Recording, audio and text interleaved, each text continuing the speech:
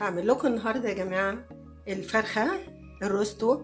ممكن تعمليها بلدي، ممكن الفراخ البيضه. احنا هنعملها بطريقه حلوه قوي، وبعدين هتستوي وهتبقى طعمها حلو قوي بالكيس الحراري. بصوا الفراخ اللحمه بتاعتها جوس ازاي وطريه.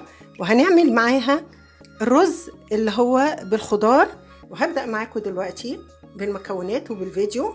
فرخة بلدي بطريقة سهلة وبسيطة، هي لازم تتغسل طبعا كويس، وهنشفها دلوقتي بمناديل المطبخ كده بحيث ان هي ما يبقاش فيها مية. دي معلقتين زبادي، هحط عليهم البصل البودر، توم بودر،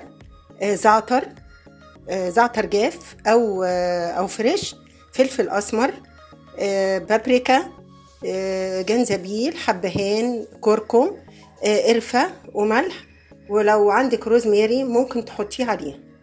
هنحط التوابل دي مع الزبادي.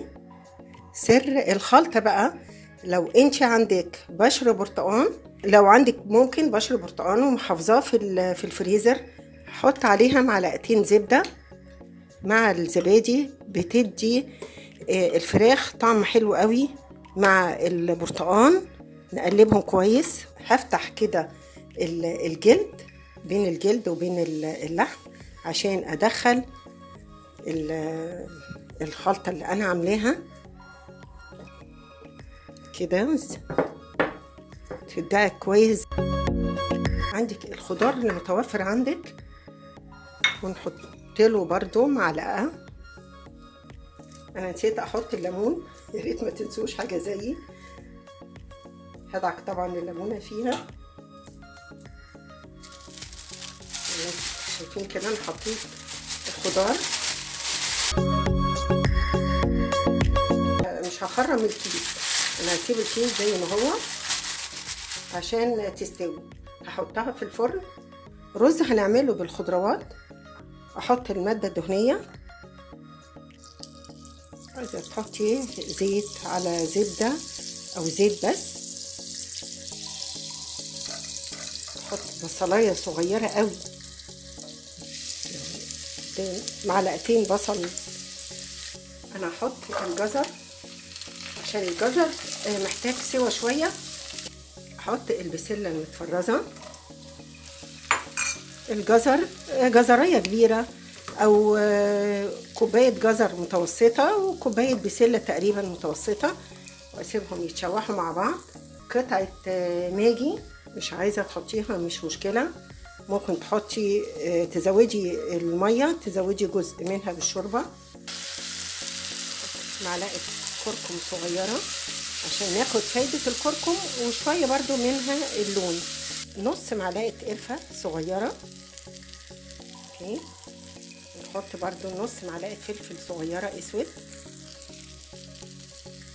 تنتوفة كده يعني اقل من ربع معلقة صغيرة زعفران، بودرة زعفران، لونها اورنج كده، بتدي لون حلو قوي للرز. ده السر بتاعها بقى يعني. هحط بقى الرز. هحط معلقة ملح، وناخد بالنا ان احنا حاطين ماجي فبتبقى محدقة.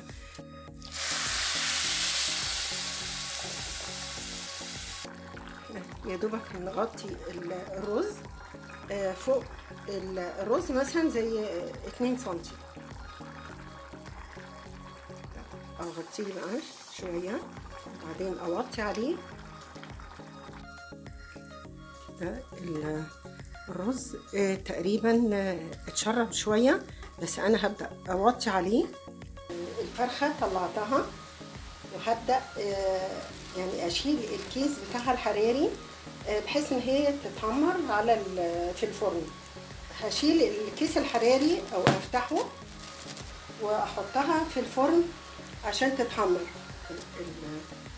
الصوص بتاعها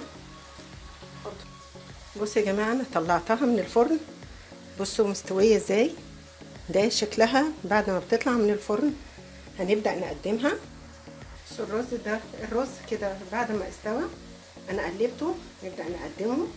بصوا يا جماعة، ده الشكل النهائي بتاع الفرخة، وعملنا معاه الرز حلو قوي اللي بالخضار، ويا ريت تجربوه.